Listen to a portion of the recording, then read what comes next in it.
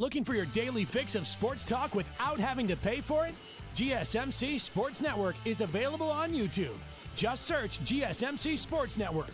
Get your fix of daily sports talk shows on YouTube, absolutely free. NFL, college football, NBA, MLB, MMA, UFC, fantasy football, and so much more. GSMC Sports Network has shows running all day long, with new sports shows starting every 2 hours. Just like on your favorite cable sports channel, except GSMC Sports Network is absolutely free. Just search GSMC Sports Network on YouTube to catch one of your new favorite shows, like the GSMC College Football Podcast, Chip Shot Football Podcast, Hoops and Heels Women's Sports Podcast, GSMC Basketball Podcast, and so many more. Check it out for yourself. GSMC Sports Network, now available on YouTube absolutely free. Search GSMC Sports Network on YouTube right now.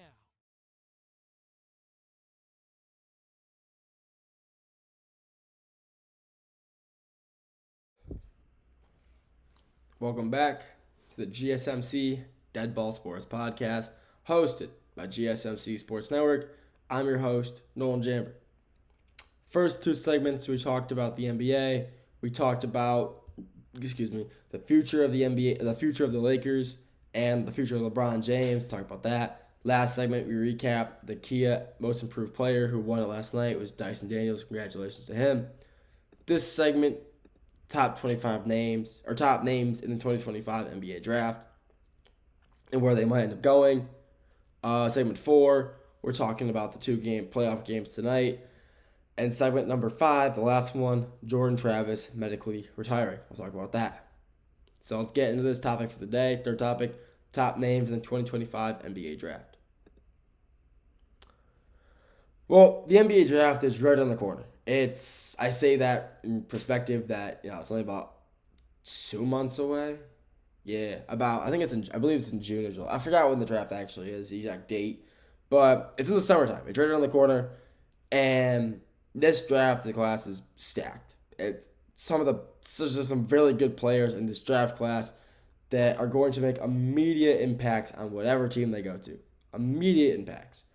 Some of those, and a lot of the teams that need them, they desperately need these guys. The Washington Wizards, they're in no man's land right now. They had Alex Sarr this year, second overall pick. But, he didn't really play that well this year, I guess you could say.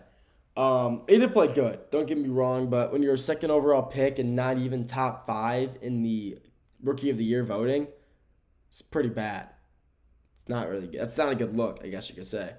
They got the Charlotte Hornets, who are also kind of in no man's land. They really don't got nobody. They got, talent. They got, LaMelo. They got Miles Bridges, Brandon Miller, who's the third year. Or he's the second year, sorry. But, Charlotte Hornets got nothing. The Utah Jazz. See, they're a team that's you think if you look at their roster, they could be a really good team. Jordan Clarkson, Walker Kessler, Kyle Filipowski's had a great rookie season. He's played really good for the Jazz this year. But, you look at that roster and you're like, this could be a really good team. And they just aren't, unfortunately. So, that's another top team that needs, help. The Pelicans as well.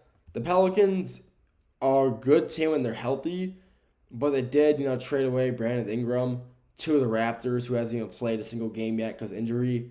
So, but if Zion's healthy, the Pelicans are a good team when Zion Williamson's a healthy player. The problem is he's just never healthy. Never healthy at all. He's just not. So that's a problem. Like I said earlier, the Charlotte Hornets, the Sixers, they didn't have a great year this year. The Sixers did not have a good year at all this year. Their big three, I guess you could say, I don't say their big three, but Jared McCain, who was good on Rookie of the Year, got injured. Joel Embiid, he was injured again for the 18th straight season. And then Paul George, who they signed for a lot of money, did not only not play well, but he ended up sitting out the last few weeks as well due to injury. So, what players do I think will, go? I'll talk about the first 5. And I think the first 5 teams to be picked in the order. I think Washington will be 1. Washington's got, just nothing over there. Washington could be 1. Charlotte could be 2. Utah's 3. New Orleans is 4. And then I'll have the Portland Trailblazers at 5. Or just, I'll just talk about, what order these guys are going. I'm not really sure. So, first overall pick, consensus first overall pick, is going to be Cooper Flag. No doubt. If Cooper Flag does not go first overall, whatever team's passing up on him just should fire their entire management team, all their coaches, all the coordinators, GM, whatever. He's going first overall pick. Whoever gets Cooper Flag, it's the Cooper Flag sweepstakes, and whoever gets the first overall pick is getting a generational player in Cooper Flag. He's phenomenal.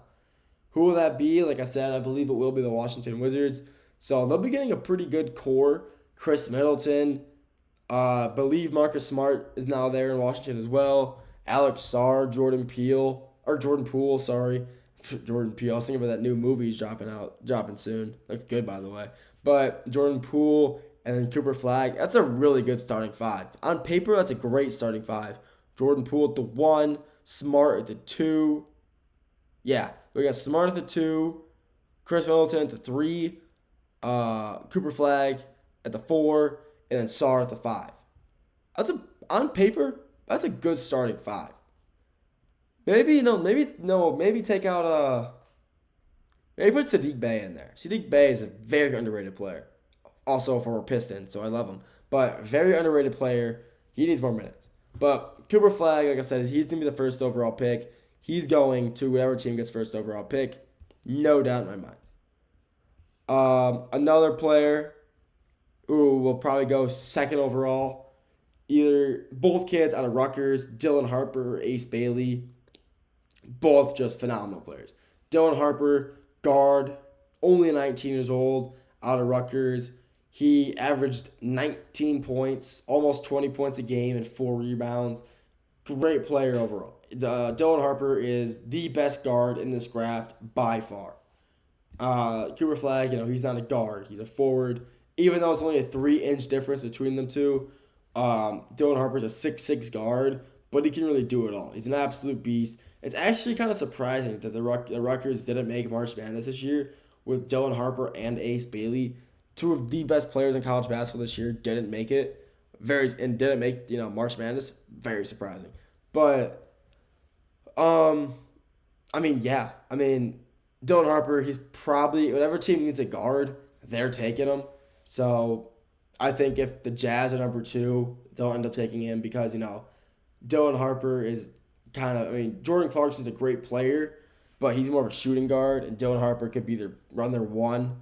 Really kind of be a floor, kind of run it, run the offense, and around him have Harper at the 1, Jordan Clarkson at the 2, put Filipowski at the 4, Walker Kessler at the 5, and honestly, I really don't know who else to start for the Jazz. That team just isn't really good. Like I said, on paper they're a good team, but besides those 4, I guess they're really not good. Walker Kessler, and they were in ultimate tank mode as well. It was bad when you saw Walker Kessler shooting 3s in the stat sheet because I don't think you guys know this. Walker Kessler does not shoot 3s. It's not what he does.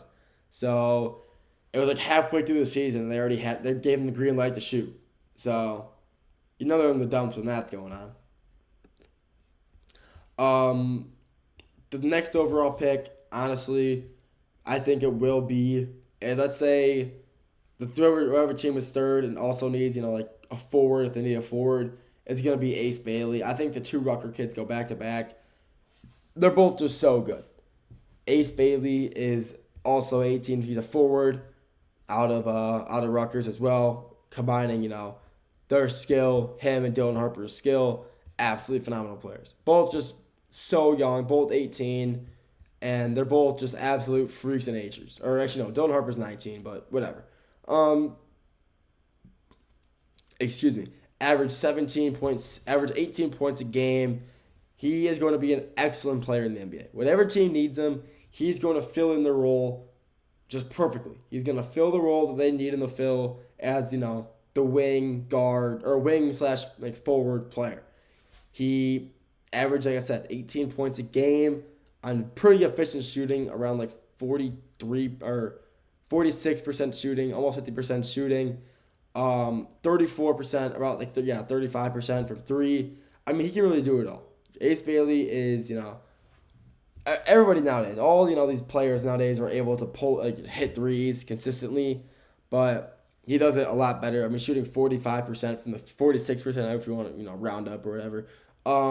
When you're shooting almost 50% from the field from 3-point land, that's a huge help for whatever team you're going to be on, especially if you're going to be the third overall pick, who it's going to help your crate. It's going to help your case a lot. So the top three picks, in my opinion, will be Cooper Flagg, Ace Bailey, and Dylan Harper. Two of them being out of Rutgers and still not making the March Madness. Kind of crazy to me. Also, a stat about this draft: there's only 190 players who have declared, which is like the least amount ever. As of like the past 10, 15 years, that is the least amount of players who've declared for a draft, which is it's raining now. Sorry, I got a little distracted by the rain. Which is kind of crazy that a lot of players are not a lot less players are declaring, which is good for the NBA. They're not bringing in all these unexperienced players. All these players aren't declaring for the draft who don't need to be declaring. Also, a lot of these guys who are coming over declaring are foreign players. A lot of these players are foreign. All these countries around the world, Italy, Spain, France, Greece, they all have their own leagues of basketball, and the best of the best are now coming over declaring for the draft to get their shot to become the next Jokic, the next Giannis, an international demon who will help lead their team to wherever they need to go. I mean, recently you got Luka, phenomenal player. I mean, probably the best player in the league right now, and he's came from Europe, Slovakia, and absolutely dominated for the Mavs when he was there. Still mad about that trade, and the Lakers that he's been there for the half of the season or so. But yeah, I mean, a lot less players declare for the draft, which is good for the NBA and college basketball fans who get to see their players come back. But it's gonna be a really good draft. I'm excited to see where a lot of these guys end up, and only time will tell. But we'll have to wait and see in about a month and a half too, where or 2.5, whatever. What teams are going in what order and where these players will go. Excited to see. That's all I got for this segment. Next segment number 4, we're talking about the 2 games tonight, NBA playoff games tonight, Detroit Pistons and New York Knicks, LA Clippers versus Denver Nuggets. After that, to end it off, talking about Jordan Travis and him medically retiring from football. We'll get to both of that after the break.